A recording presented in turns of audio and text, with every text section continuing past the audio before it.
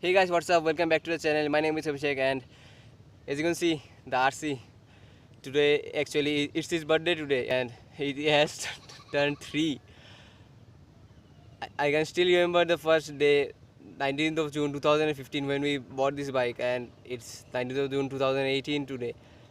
3 years with lots of struggles and good and bad experience. So yeah, in this video you have guessed it right. I am actually sharing my thoughts and reviews about this bike in the 3 years which I have used. And sorry about that. Actually, I am here in this free, beautiful road where very less people used to come actually. And as you can, as people from my city, which is Silchar, already know that it's monsoon, so this is not actually a lake, it's actually a free ground where people used to play or do things, and those places are like their home, which are underwater right now. So yeah, here comes the bike.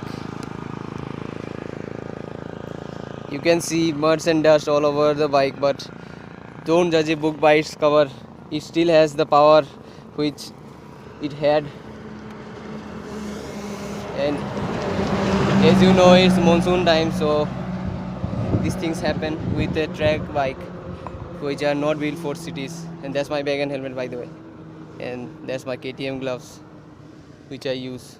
So talking about the modifications, I have done a little bit of changes which I'll show.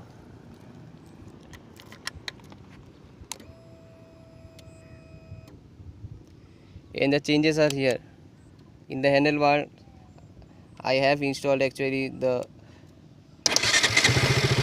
far end lights. Here you can see it's glowing.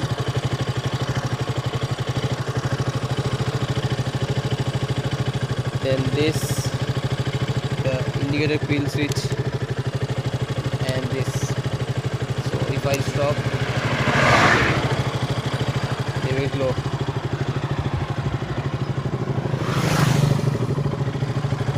They are glowing. And on the back side even, they are actually glowing over here.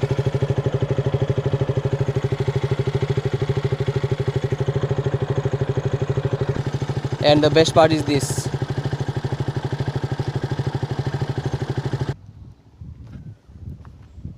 So now let's talk about the kilometers in 3 years. So here it is, 19,782 kilometers in total of 3 years, which is a lot for me because it's an RC and this is not for long tours or city rides. It's actually completely based on the track, because it is a racing bike which will make you feel that you are having a sports category bike or super bike, and you can actually afford it. It's under 2 lakhs, or the 390 model is above 2 lakh, and but still it's under 3 lakhs, so you can easily afford it. And the maintenance cost is not that great, it's quite low. Still some of the people have complained about the maintenance cost and all.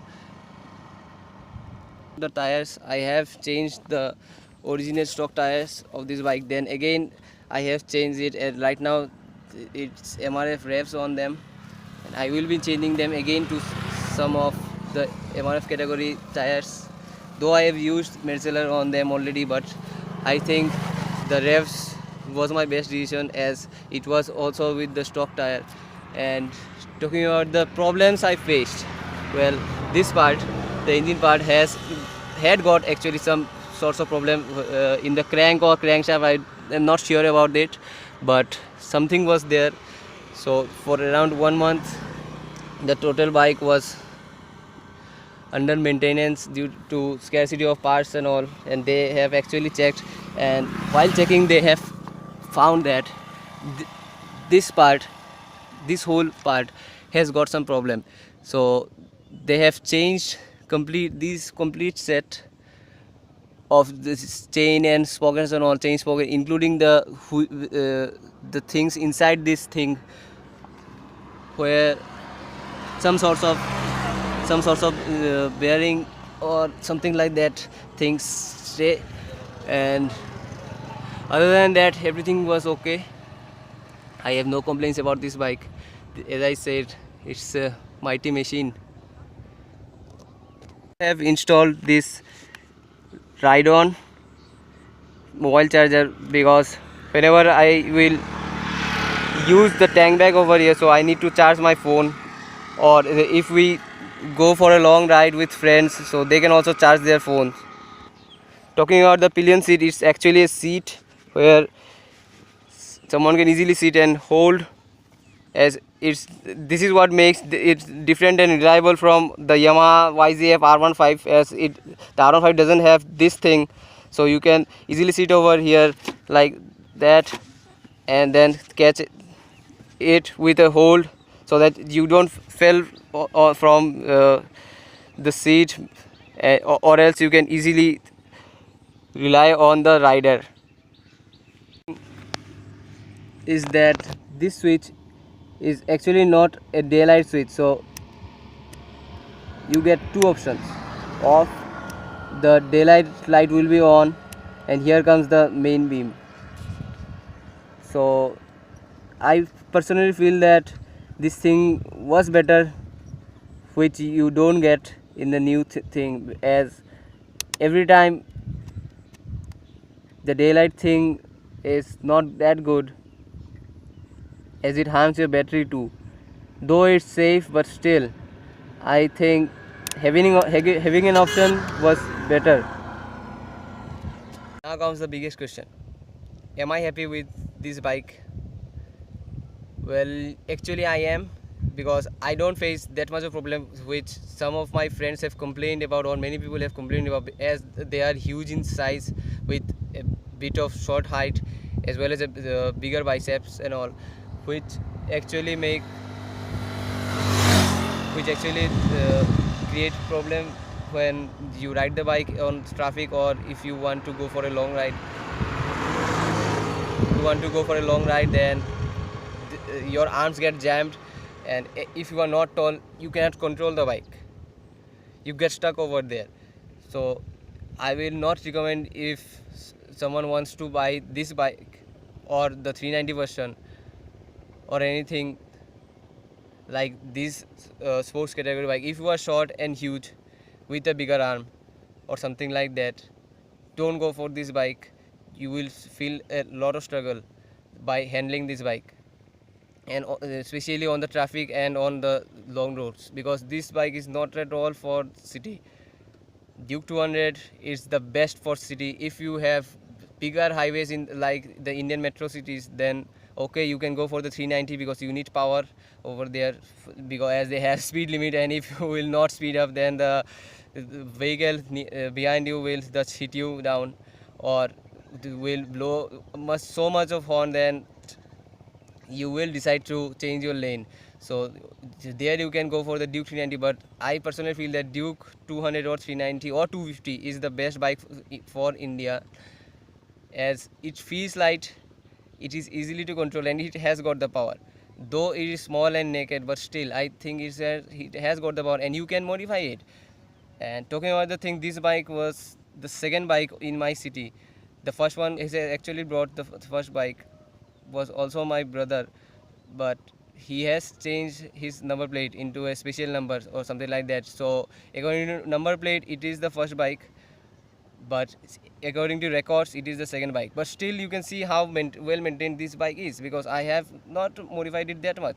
But many people who have bought it later, or the newer version of BH4 RC 200 or 390, have just ruined their bikes. They have modified with I don't know what, but they have removed many parts, and especially the front wheel shield for that cover. Some people have also removed the indicators, which are actually fitted on the mirrors.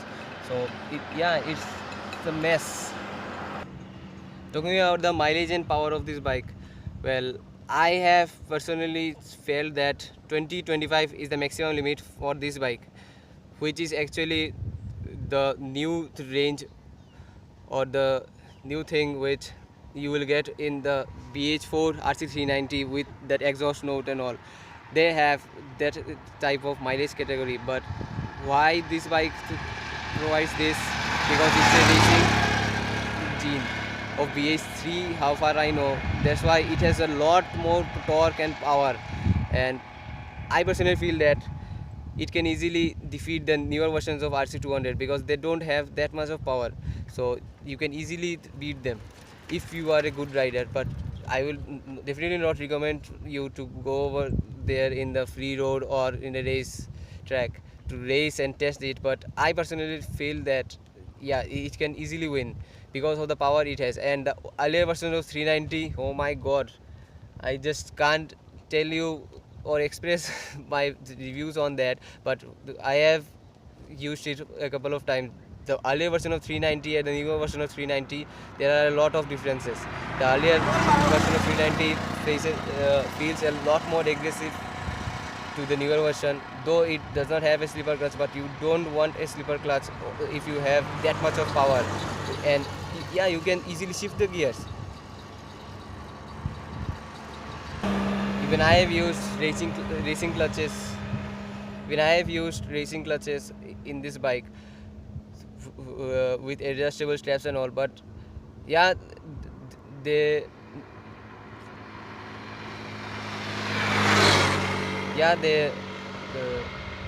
help you while riding on a high speed, but I still think that the normal ones are better because you don't race every day, and sometimes the adjustable straps have got some problems too, so I've changed them into normal ones.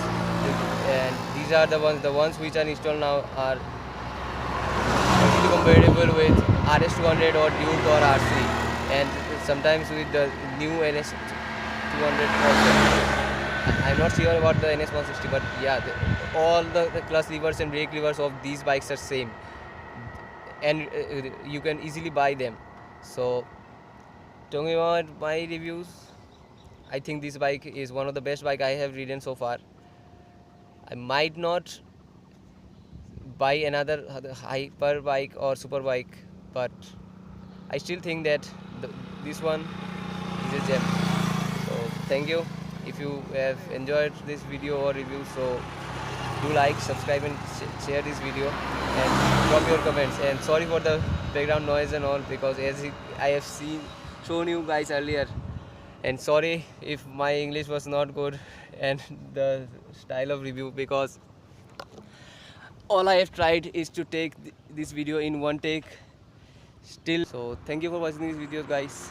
Keep watching and do like, share and subscribe to my channel.